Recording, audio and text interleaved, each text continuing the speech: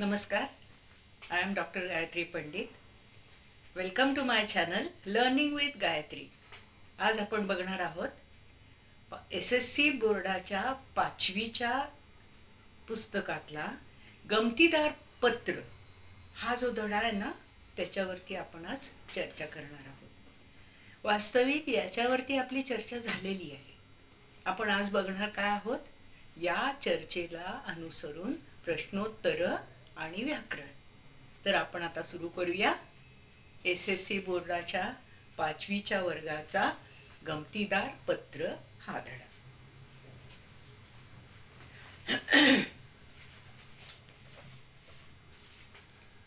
आता गमतीदार पत्रामध्ये त्यांनी काय सांगितलंय, तर त्याच्यामध्ये जे पत्र जो मजकूर अदृश्य आहे त्या मजकूर तो दृश्य कसा करायचा, तर याच्यावरती हा धडा आहे.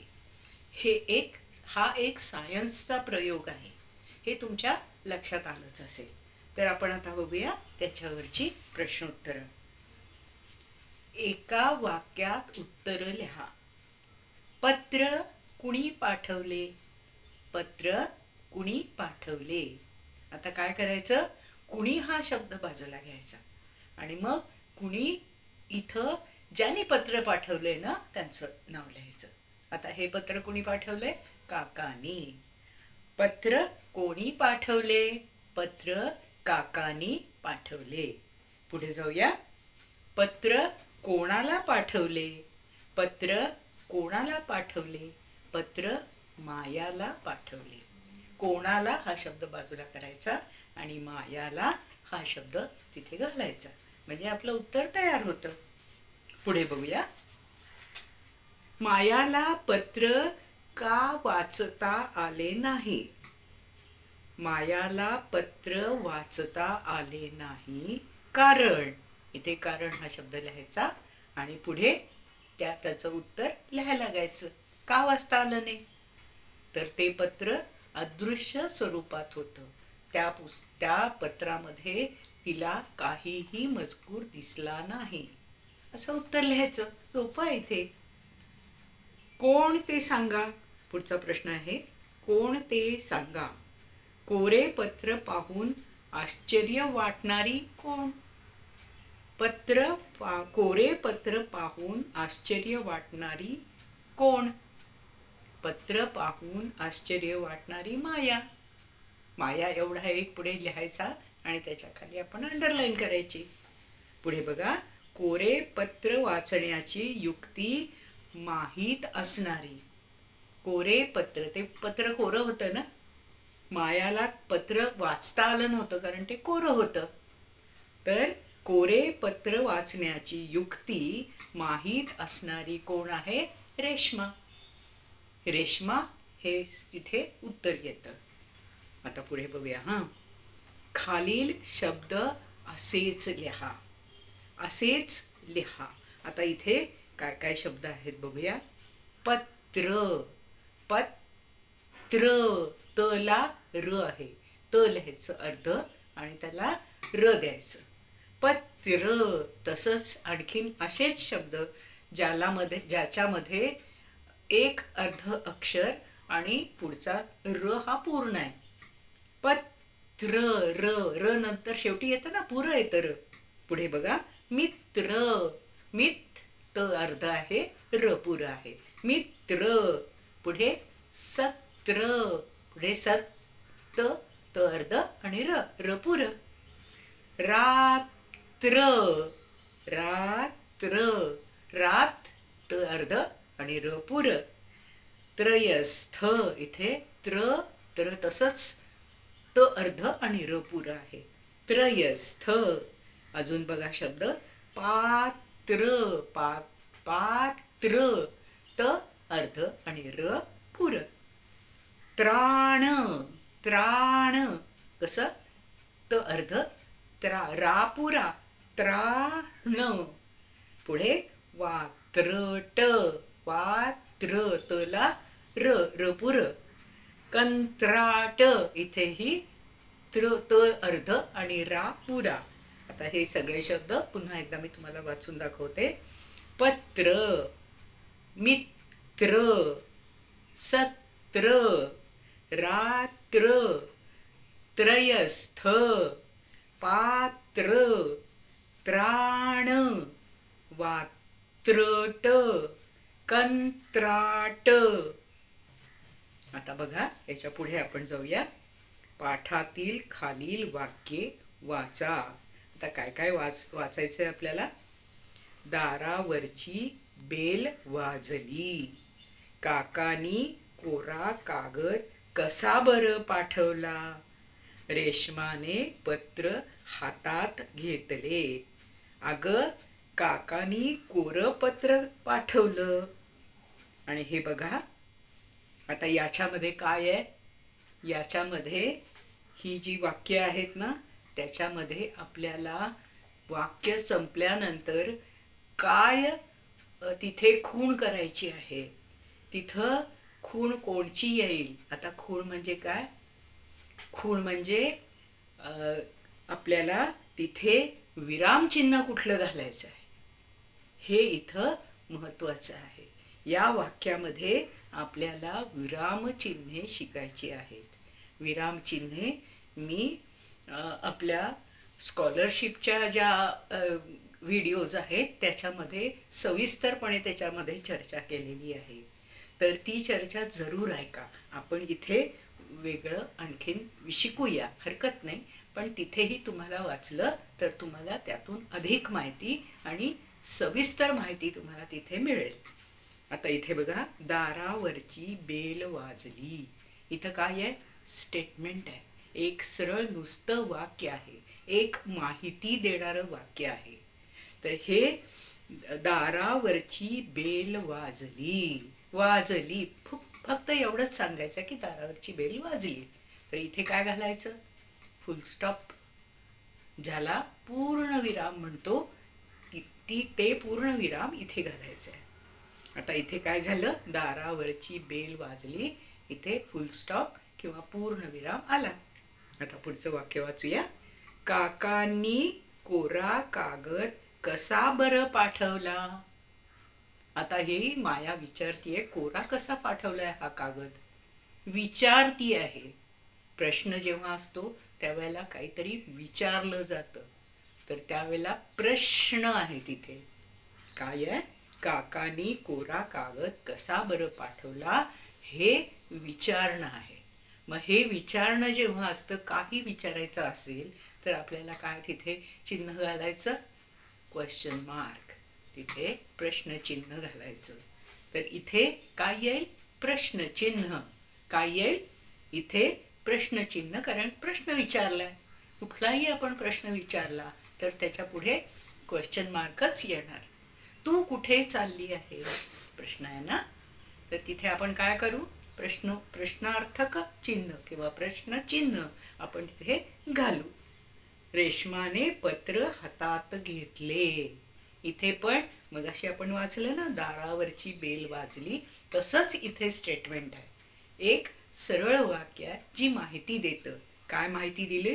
रेशमाने पत्र हातात घेतलं, ही माहिती दिली आहे. जेव्हा अशी माहिती दिलेली असते त्यावेळेला तिथे फुल स्टॉपच येतो. काय येतो. फुल स्टॉप येतो. आता पुढे बघूया. अगं काकानी कोरं पत्र पाठवलं. अगं काकानी कोरं पत्र पाठवलं, ही पण पुन्हा स्टेटमेंटच आहे. तर स्टेटमेंट असताना आपण काय करायचं. फुल स्टॉप घालायचा. तर काय होतं आपल्याला. आत्ता आपण पाहिलं की आत्ता आपण काय पाहिलं. फुल स्टॉप आणि क्वेश्चन मार्क. फुल स्टॉप आणि क्वेश्चन मार्क. पण जेव्हा असं काही प्रश्न येतो त्यावेळेला अजून एक चिन्ह आपल्याला वापरावं लागतं, ते म्हणजे कॉमा. आता इथं काय होतं. अगं काकानी कोरं पत्र पाठवलं. आता काय केलं हिनं. अगं म्हटल्यानंतर थांबली थोडीशी. थोडंसं जेव्हा तिथे थांबलं जातं त्यावेळेला तिथे आपल्याला स्वल्पविराम, म्हणजे इंग्लिशमध्ये ज्याला आपण कॉमा म्हणतो, तो घालायचा असतो. अगं कॉमा काकानी कोरं पत्र पाठवलं. कोरं पत्र पाठवलं ही स्टेटमेंट झाली. इथं फुल स्टॉप येईल. पण अगं इथे थांबली. अगं म्हटल्यानंतर तिथे कॉमा येईल. तर अशी जेव्हा ही चिन्ह असतात त्यावेळेला ही 3 चिन्ह आपण पाहिली आता. कुठली कुठली? फुल स्टॉप म्हणजे पूर्णविराम, प्रश्नवाचक चिन्ह किंवा प्रश्नचिन्ह हे दुसरं चिन्ह पाहिलं, आणि तिसरं कुठलं बघितलं? कॉमा, ज्याला स्वल्पविराम म्हणतो. स्वल्प म्हणजे थोडंसं आणि विराम म्हणजे थांबणं. थोडंसं थांबणं तिथं स्वल्पविराम असं म्हटलं जातं. तेव्हा हे लक्षात ठेवा की थोडंसं जिथं आपल्याला थांबायचं असतं त्यावेळेला तिथे स्वल्पविराम देतो. तर आता हे बघा, आता स्वल्पविराम अजून कुठे आपण बघायचा असतो किंवा जिथं द्यायचा असतो, अजून कुठलं उदाहरण आपल्याला बघता येईल? तुम्ही कुठंतरी ट्रिपला गेला, माझ्याबरोबर माझे आई, बाबा, बहीण, माझा मित्र, माझी आजी, माझे आजोबा, आम्ही सगळे गेलो होतो. आता इथं काय होईल? किती लोक गेले? तुम्ही 4, 5, 6 जण गेले ना, तर प्रत्येकाच्या मध्ये एक स्वल्पविराम येतो. आता आपल्याला इतके सगळे येणार आहेत, एकाच वर्गातले जर 2पेक्षा जास्त जर गोष्टी असतील तर त्याच्या प्रत्येकामध्ये एक एक स्वल्पविराम घालायचा असतो. 2पेक्षा जास्त म्हणजे आई आणि बाबा असं म्हणू शकतो आपण. पण आई, बाबा, बहीण, भाऊ, मित्र असे जेव्हा 4-5 गोष्टी असतात, 4-5 व्यक्ती असतात, त्यावेळेला तिथे प्रत्येकाच्या मध्ये एक स्वल्पविराम घालायचा. आई कॉमा, बाबा कॉमा, बहीण कॉमा, मित्र. मित्र जर सगळ्यात शेवटी आलं तर त्याच्या पुढे घालायचं कारण नाही, कारण तिथे पुढे अजून कोणी नाही आहे. तर शेवटचा जेव्हा शब्द असतो त्यावेळेला पुढे कॉमा घालायची गरज नाही पडत. तर आई कॉमा म्हणजे स्वल्पविराम, बाबा स्वल्पविराम, बहीण स्वल्पविराम, मित्र, आम्ही सगळेजण सहलीला गेलो. लक्षात आलं? ज्या वेळेला आपण अशा अनेक गोष्टी एकत्रित सांगत असतो त्यावेळेला स्वल्पविराम घालायचा असतो. आता प्रश्नार्थक मध्ये तुम्हाला कोणीतरी जंबल करण्याची किंवा तुम्हाला कन्फ्यूज करायची एक शक्यता खूप असते. म्हणजे कसं? काय सुंदर आहे फूल हे. आता काय हा जो शब्द आहे तो आपल्याला प्रश्न दाखवणारा असतो. काय? तू काय केलंस? प्रश्नचिन्ह. काय सुंदर आहे फूल हे. इथं काय हाच शब्द वापरला आपण, पण इथं आपल्याला सांगायचं काय आहे? काय सुंदर फूल आहे असं विचारायचं नाही आहे. तर तिथं काय सांगायचं आपल्याला? सुंदर, खूप सुंदर फूल आहे हे. खूप सुंदरच्या ऐवजी त्याच्यामध्ये एक जोर येण्यासाठी, थोडासा एम्फसाइज करण्यासाठी तिथं काय असा शब्द वापरला. काय सुंदर फूल आहे हे. काय सुंदर चित्र आहे हे. किती जोरात पळाली ही. आता किती जोरात पळाली ही असं नाही विचारायचं, तर खूप जोरात ही पळाली असं सांगायचं. तर जेव्हा अशा वेळेला आपण त्याचा अर्थ लक्षात घ्यायचा, आणि अर्थ लक्षात घेतल्यानंतर आपल्या लक्षात येतं की हा प्रश्न आहे का नुसतं उद्गार आहे. उद्गार म्हणजे आपल्याला एखादी गोष्ट अशी जोरात सांगायची असते त्यावेळेला तिथे उद्गार येतो. तर काय सुंदर फूल आहे हे या ठिकाणी उद्गार चिन्ह येईल. आता हे उद्गार चिन्ह आपण पुढे शिकणारच आहोत. तर ही 3 चिन्ह जी आहेत ना, कुठली कुठली? पूर्णविराम, स्वल्पविराम आणि प्रश्नचिन्ह. ही 3 चिन्ह जी आहेत ही आपण आज शिकलो. आता ह्याच्या पुढे अजून थोडीशी उदाहरणं तुम्हाला देते तुमच्याच पुस्तकातली. आता इथे बघा, मी संगणक सुरू केला, मामाचा ईमेल वाचला, मामा 4 दिवसांनी येणार होता, आम्ही आनंदित झालो. आता इथे काय आहे? 4 वाक्य आहेत. पण 4 वाक्य कशी आहेत ही? एकमेकाला जरी संबंधित असली तरी ती पूर्ण स्टेटमेंट्स आहेत. काय स्टेटमेंट्स आहेत? मी संगणक सुरू केला, पूर्णविराम. मामाचा ईमेल वाचला, पूर्णविराम. मामा 4 दिवसांनी येणार होता, पूर्णविराम. आम्ही आनंदित झालो. इथे सगळ्या ठिकाणी पूर्णविराम येईल. आता पुढे बघूया. रमेश, सीता, अनिता, गणेश हे सर्वजण दररोज बागेत खेळतात. आता बागेत किती लोक खेळतात ही एकत्र येऊन? तर रमेश, सीता, अनिता आणि गणेश. तर काय होईल इथे?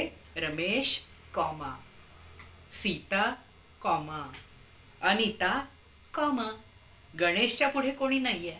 गणेश हे सर्वजण दररोज बागेत खेळतात. आता काय होईल? रमेश स्वल्पविराम, सीता स्वल्पविराम, अनिता स्वल्पविराम असे इथं विरामचिन्ह येतील. आता अजून एक बघूया उदाहरण तुमच्याच पुस्तकातलं. तू जेवण केलेस का? तू जेवण केलेस का? इथं काय विचारलंय ना? तू जेवण केलेस का असं प्रश्न विचारलेला आहे समोरच्याला. तर प्रश्न विचारलेला आहे हे लक्षात घ्या. प्रश्न विचारल्यानंतर आपण तिथे काय चिन्ह काय द्यायचं? प्रश्नचिन्ह. प्रश्न विचारला की प्रश्नचिन्ह. कसं?